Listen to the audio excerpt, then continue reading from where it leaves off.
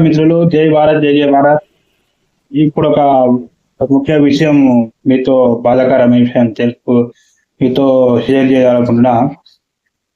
అయితే మనమందరం కన్నతల్లి యొక్క ప్రేమలో, ఆమె యొక్క పోషణలో, ఆమె యొక్క రక్షణలో, తల్లి యొక్క రక్షణలో మనం ఎదిగిన వాళ్ళం, పెరిగిన వాళ్ళం, ఇన్ని విధాలు అయినాం.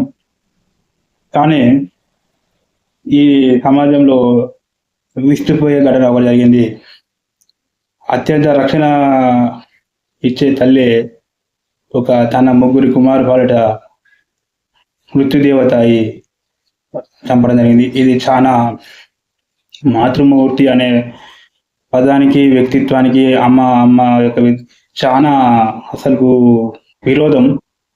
ఇలాంటి శరీర ఆవేశ పనుల వల్ల, ఈ ఒక్కరి వల్ల అందరి మీద ఒక సేమ్ ఇంప్రెషన్ పోయేది. వాళ్ళిద్దరి వల్ల వాళ్ళ మీద ఇంప్రెషన్ పోతుంది. రాబోయే తరాల వాళ్ళు, పిల్లలు భయపడతారు. ఏంది నా ఇంట్లో నన్ను రక్షణగా నన్ను కాపాడే నా తల్లి నన్ను చంపుతుందా? ఈ ఎక్కడ ఉంటే ఈ పిల్లలకు, ఇవి పసి పిల్లలకు ఎక్కడ ఉంటే రక్షణ అనే విధంగా ఈ రోజులు తయారవుతుంది. ఒక కన్నతల్లి లక్షణంగా ముగ్గురు కొంతమంది పిల్లలు లేక వాళ్ళు మస్తు బాధపడుతున్నారు. అలాంటిది ముగ్గురు పిల్లలు, బంగారం లాంటి పిల్లలు, వాళ్ళను ఒక చిన్న చేతులారా నరకం చంపింది. ఎందుకు ఇలా పెట్టిపోతుంది సమాజం?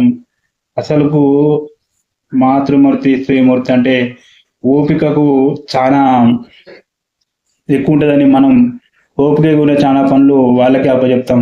ఇప్పుడున్న చాలా ఆఫీసులలో అంటే మనకు రిసెప్షనిస్ట్ ఫీమేల్ వాళ్ళైతే మంచిగా మాట్లాడి ఉంటారని చేస్తున్నాము. అలాంటి శ్రీమూర్తులు, మాతృమూర్తులు ఇలా భయంకరంగా మారిపోతారు. తిట్టడము,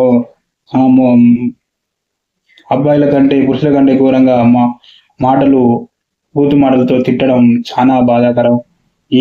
ఎడిపోతుంది సమాజం అర్థం కావట్లేదు. ఇది చాలా దయనీయ పరిస్థితి. ఇంత క్రూరత్వం ఈ వీళ్ళలో ఎలా వస్తుందో అర్థం కావట్లేదు. ఎంతో ఓపికతో ఉండే మహిళా మనులు ఇలా చేయడం, కన్నబిడ్డలను చంపడం, తన సొంత వ్యాపారానికి అంతటి అన్పార్లమెంటరీ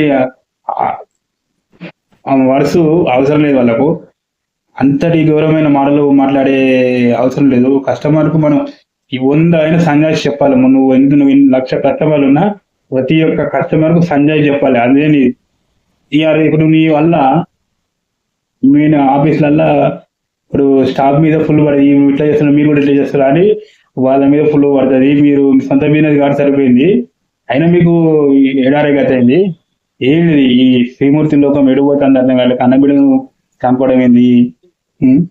అలాంటి ఘోరమైన మాటలు అసలు ఎడిపోతుందా సమాజం అర్థం కావట్లేదు మిత్రమా. మళ్ళీ వచ్చే మీడియాలో మళ్ళీ కలుద్దాం. ఇది ఎవరిని ఉద్దేశించిందో మీకు అర్థమవుతుంది. ఇట్లాంటి సమాజం మనం కోరుకోలేదు. ఒక్కతో ఒకటి సమాజం కోరుకున్నాం. ఇలాంటి సమాజం మనం ఎప్పుడు ఊహించలేదు. మళ్ళీ వచ్చే వీడియోలో మళ్ళీ కలుద్దాం.